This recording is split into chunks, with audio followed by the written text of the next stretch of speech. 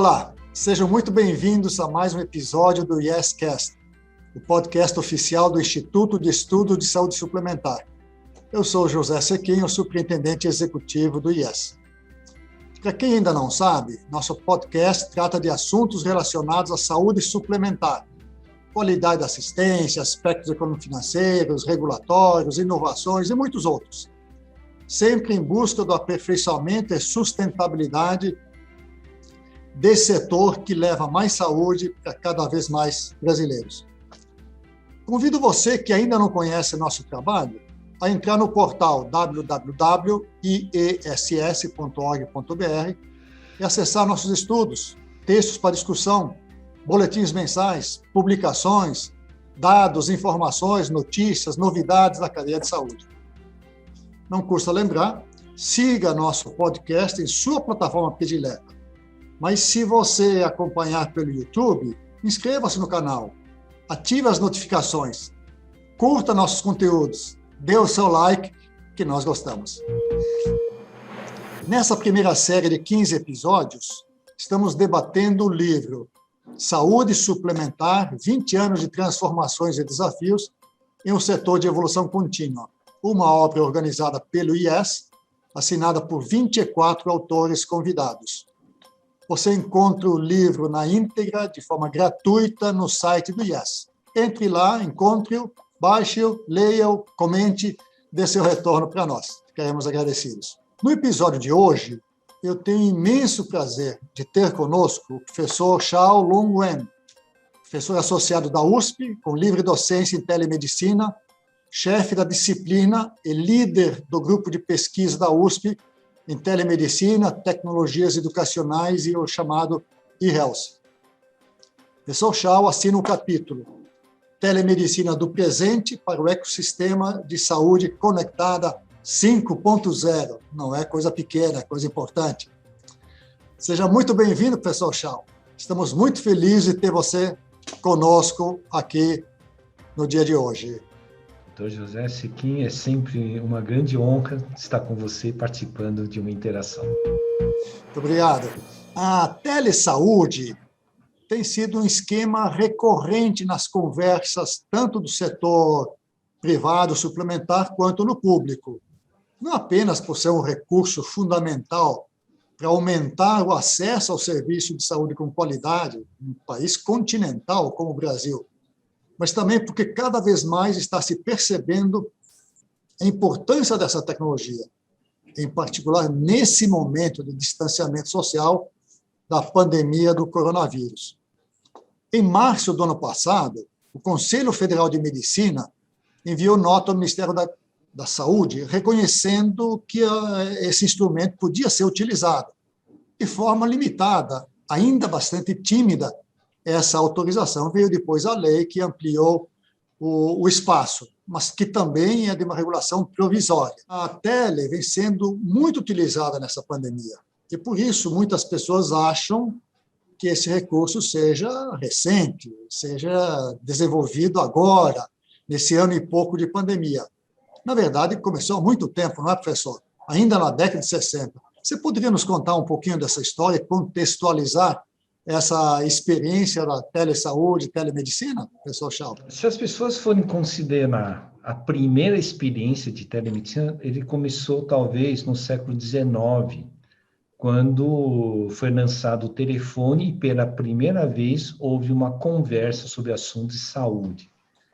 Se nós formos olhar, em 1915, já houve um experimento de transferir som de estetoscópio a 1,5 km de distância. Estou falando de 1915. Mas nós temos adotado a ideia de que a telemedicina, como conhecemos, surgiu na década de 60 de forma sustentável, porque foi quando Estados Unidos e a ex-União Soviética, na Guerra Fria e na corrida espacial, tiveram que criar uma logística de entregar serviços de saúde de qualidade usando os recursos tecnológicos que tinham na época, meios eletrônicos e a telecomunicação. Isso foi evoluindo, até que em 1993 nos Estados Unidos surgiu a ATA, que é a Associação Americana de Telemedicina, e é considerado como um marco referencial da telemedicina civil, porque até então a telemedicina era concentrada muito mais na área militar e na área espacial. E nós tivemos essa evolução. E dentro desse processo, então, eu comecei a trabalhar com telemedicina em 97, você vê que a ATA surgiu em 93, comecei a trabalhar em 97, quando o professor Jorge Microsbon criou a primeira disciplina de telemedicina do Brasil na Faculdade de Medicina da USP. 5 anos depois, o Conselho Federal de Medicina publicou a resolução de telemedicina 1643, que é o que está vigente ainda hoje. Então, só quero dizer que, mesmo aos olhos do Conselho Federal de Medicina, a telemedicina já existe há um bom tempo, no mínimo 18 anos, ou 19 anos, considerando a resolução. E mesmo com a revogação da resolução 2227, não foi proibida a telemedicina.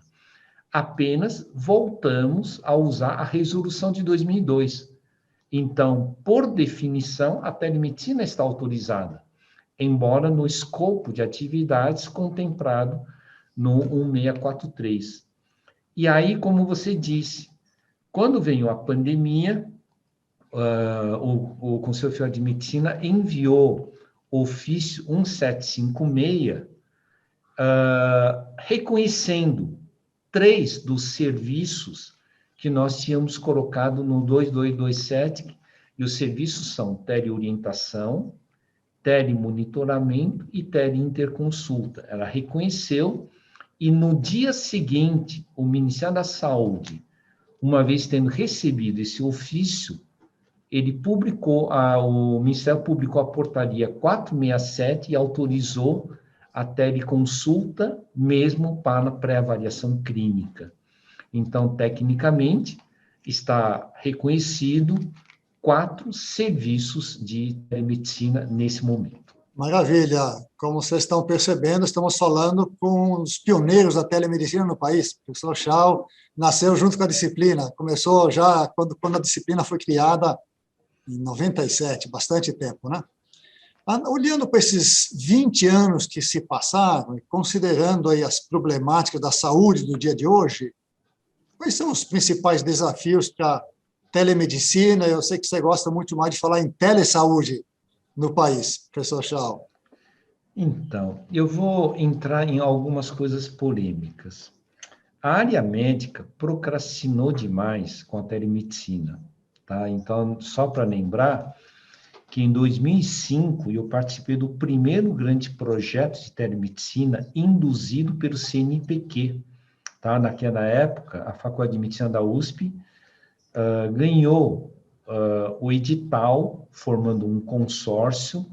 Então, telemedicina, o grande projeto governamental já começou em 2005. Em 2007, em decorrência desse projeto, nós começamos a construir o que é chamado hoje de Programa Telesaúde Brasil Redes. Só que, na época que nós estávamos escrevendo o projeto, ele se chamava Projeto de Telemática em Apoio à Atenção Primária. Bom, o que eu estou querendo dizer? Sempre existiu a telemedicina, sempre houve um trabalho de fomento, porém, nunca houve um trabalho sistemático na inserção desse recurso dentro do praxis médico. E hoje eu acho que o grande desafio é a educação, tá? Eu acho que esse é um ponto muito importante, que é a formação profissional, ou dos médicos do amanhã, ou dos médicos já formados em saber utilizar corretamente a telemedicina. Por outro lado, nós vamos ter que repensar um pouco na palavra telesaúde. A palavra telesaúde nós construímos, foi em 2007 mesmo, para tentar expandir o conceito de um cuidado integrado. Hoje eu vejo que muitas vezes as pessoas têm utilizado a telesaúde como sinônimo de telemedicina. Eu tenho recomendado que não façam isto, que nós devíamos usar a palavra telesaúde integrada, e telemedicina é telemedicina, por uma razão. A Lei 13.989, sancionada no dia 15 de abril de 2020, no seu artigo 3º, ele fala: entende-se por telemedicina o exercício da medicina. Bom, se na lei diz que o exercício da medicina, todas as profissões que não forem a área médica usarem a telemedicina, seria considerado um exercício ilegal da medicina, porque senão a definição deveria ser uma outra. Então, telemedicina é um assunto específico da medicina e é por isso que ele é regulamentado pelo Conselho Federal de Medicina. E aí me fazem a pergunta: e as outras profissões? Eu respondo, é muito simples. Enfermagem se chama teleenfermagem e é regulado pelo Conselho Federal de Enfermagem. Psicologia se chama telepsicologia. Portanto, cada profissão tem a sua tele e os seus respectivos conselhos publicaram as resoluções. Então, não se deve ter aquela pressa ou o descuido de chamar tudo de telemedicina. Eu acho que a enfermagem tem que orgulhosamente dizer: eu faço a teleenfermagem. A fonoaudiologia tem que dizer: eu faço a telefonoaudiologia. Aí vem, e a telesaúde? A telesaúde é quando nós unimos tudo que há de bom nas diferentes tele para cuidar globalmente de alguém. É por isso que aqui eu estou compartilhando a ideia da telesaúde integrada. Então, toda vez que nós usamos o termo telesaúde, nós deveríamos enxergar que estamos trabalhando em equipe, cuidando da pessoa de uma forma ampla. E por que eu faço esse cuidado? É por um problema jurídico, uma questão jurídico-regulatório. A telesaúde sozinha, como palavra, não tem nenhuma autarquia ou nenhum órgão para fiscalizar. Então, nós devemos usar o telespecífico. E a telesaúde, na minha percepção, ela tem como ser feita uma governança, uma regulação via as instituições. Uma instituição pode criar a sua telesaúde integrada, ela cria a sua própria diretriz de qualidade baseado no que os diferentes conselhos publicaram sobre as atividades de forma ética. Maravilha, professor. Confesso que você me esclareceu muitos diferentes pontos. Eu não tinha uma divisão tão clara, uma visão tão clara entre telesaúde, telepsicologia, teleenfermagem, telemedicina. Ficou muito clara a sua exposição. Com essa pandemia, foi preciso normatizar a telemedicina, a telesaúde, e ela foi muito popularizada. É um método que ainda sofre algum tipo de discriminação ou já é bem aceito pelos seus colegas médicos, pelas outras áreas da saúde que você já mencionou, e você já falou o problema da formação do profissional nessa área. E como anda essa questão aí da formação do profissional para usar esses recursos modernos dos dias de hoje, professor Chau? José Sequim, esse ano foi um ano providencial, porque eu diria que o Covid-19 forçou todo mundo a sair do seu quadradinho e da sua zona de conforto para começar a avaliar novos recursos. O que eu consigo de afirmar? Que o Covid-19 nos mostrou que o nosso sistema de saúde, como era antes, não é a melhor forma para lidar com doenças de transmissão respiratória. Portanto, o que se deu para enxergar que a telemedicina é um bom método para lidar com doenças de transmissão respiratória, porque, na verdade, ele é um bom EPI, equipamento de proteção individual, onde bilateralmente não tem risco de contágio. Então, esse é um primeiro ponto. Outro ponto, se mostrou para questionar aquelas pessoas que diziam que a telemedicina desumaniza. Na verdade, a telemedicina não desumaniza. A pior forma de desumanização é não oferecer nada a ninguém quando era precisa. E aí você enxergou. Bom, tem outra forma de enxergar o que é humanização. É nós podemos estar presente com umas características quando a pessoa precisa e protegendo em relação a contágio. Bom, a partir dessa experiência, eu posso dizer que a saúde vai mudar totalmente o conceito. A partir de hoje, eu até vou compartilhar um pensamento com você e com todo mundo que estiver assistindo. Por que nós devemos chamar a telemedicina de medicina à distância? Por que eu não posso pensar que a telemedicina é a internalização dentro da medicina, criando a medicina conectada sem distância? Aí você pode dizer, mas como sem distância? Ué, eu como médico, vamos supor que eu estivesse te atendendo, estaria um distante entre as consultas. Mas se eu tenho uma tele, eu posso fluir e romper qualquer distância. Então, talvez, essa próxima fase, nós devamos pensar. Não estamos discutindo sobre telemedicina e medicina.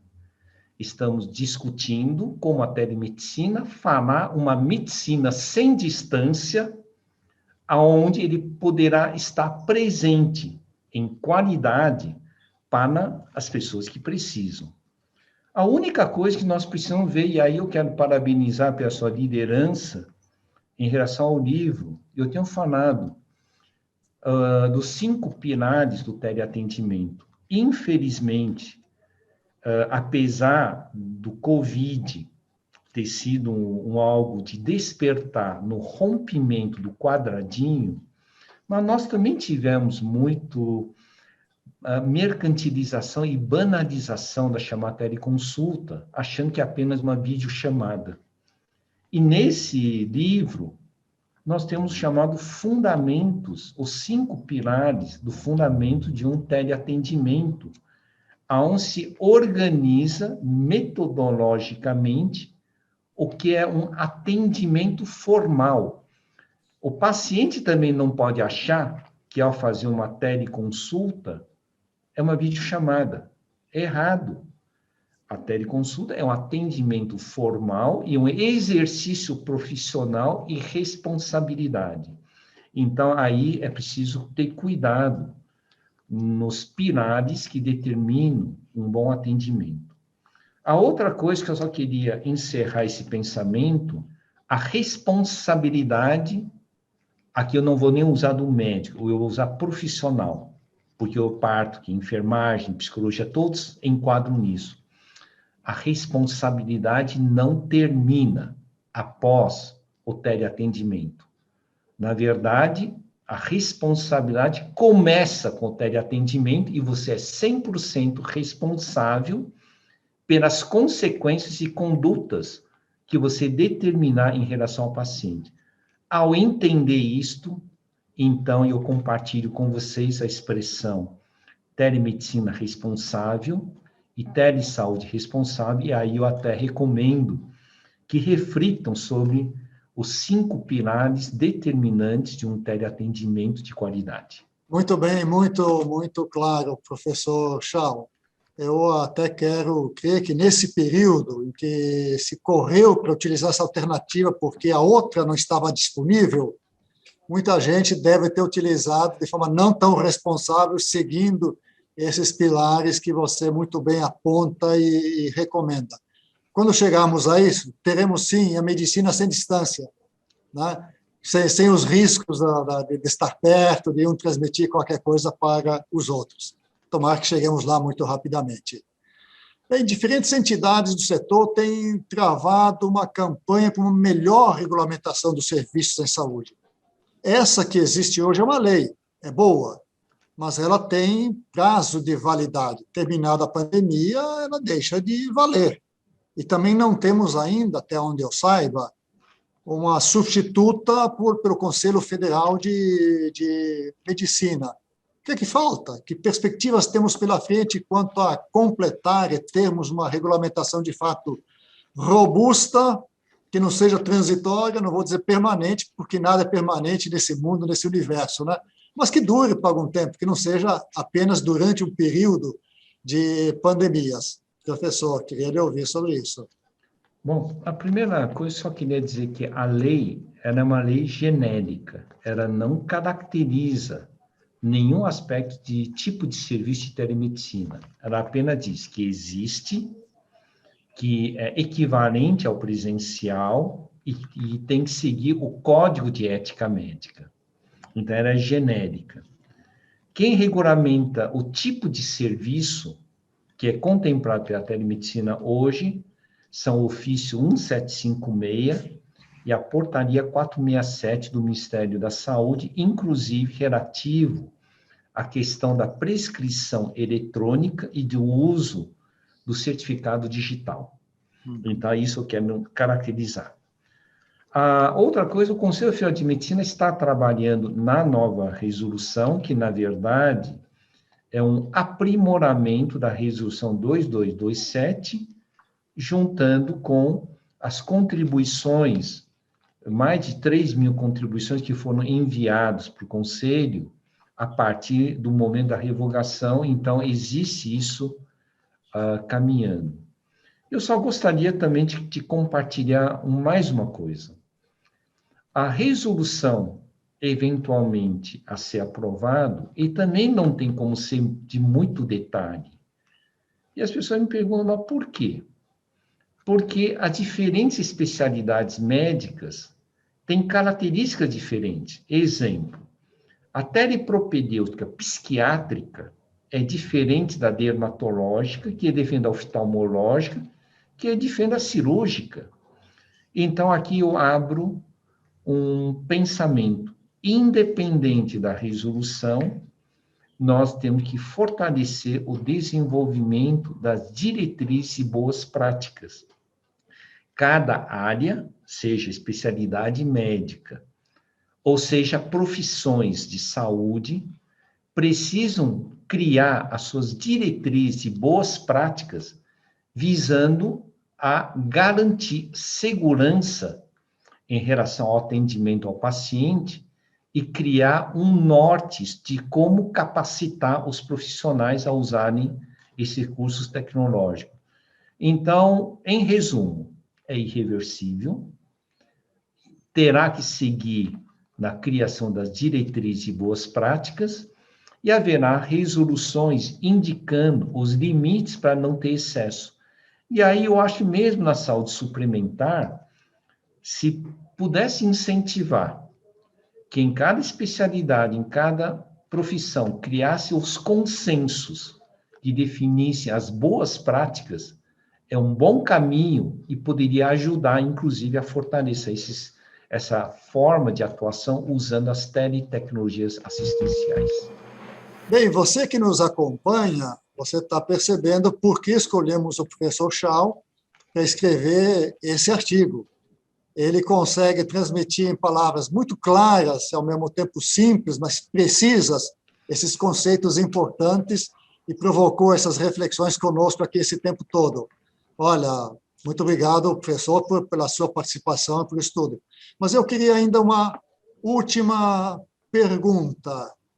Nós olhamos um pouco para o passado, algumas pinceladinhas para o futuro, mas gostaria de pedir uma reflexão futurológica da sua parte. A telemedicina movimentou outras tecnologias que antes não eram utilizadas para fins medicinais. Por exemplo, aplicativos de mensagens instantâneas, tipo WhatsApp, etc., que foram criadas para serem recursos para facilitar a comunicação. Mas que outras coisas estão no nosso futuro? O que o futuro da telemedicina reserva para nós? Eu sei que você tem muitos pensamentos e muitas visões sobre esse tema. Gostaria que você as compartilhasse conosco, nossos ouvintes, professor. Então, você já me deu o pretexto para eu explicar por que se chama Ecossistema de Saúde Conectada 5.0. A primeira coisa é que o 5.0 não é uma terminologia à toa e nem se refere ao 5G. 5.0 é que em 2016 surgiu o conceito no Japão do que será a sociedade humana após a quarta revolução industrial. O que será a sociedade humana após os robôs estarem sendo o nosso dia a dia, a inteligência artificial ser o nosso dia a dia, o conceito de hiperconectividade no nosso dia a dia. Então, no Japão, eles pensaram o que seria essa nova sociedade, e essa sociedade se chama 5.0. Portanto, é uma sociedade hiperconectada e com robôs. A outra coisa é que, considerando isto, uma das características do 5.0 é o envelhecimento. Tanto que até 2025, as estimativas indicam que o mundo terá 1,2 bilhões de idosos em 2025. É uma Índia inteira. E até 2030, o Brasil será, talvez, entre os 5 países mais velhos do mundo. Isso significa que nós vamos ter que trabalhar muito, não em cuidar apenas da doença, temos que cuidar do estilo de vida, do bem-estar. E aí que nasce o conceito. Saúde conectada, não doença conectada. Então, você vê que eu tirei a palavra doença, é saúde, e é saúde conectada. Isso quer dizer que nós estaremos evoluindo para uma nova estratégia, que é fazer com que as pessoas tenham o menos doença possível, por um estilo de vida saudável, e se as pessoas tiverem doenças crônicas, terão menos agudização possível. E aí eu abro um pensamento para vocês, e aí, felizmente, a Lei 13.989 também faz uma abordagem, quando ele fala que telemedicina é o exercício da medicina para fins de assistência, pesquisa, prevenção de doenças e riscos e promoção de saúde. Está em lei.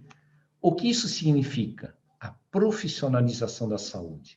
Então, nós temos que ir muito além. Então, aí entrou a expressão saúde conectada, 5.0, porque nós temos que trabalhar com ecossustentabilidade e estilo de vida. E é muito provável que até 2030 nós usaremos muito a robótica como telepresença, como um tipo de teletransporte do profissional até a casa da pessoa ou até as instituições para fazerem cuidados mais humanizados e mais eficientes.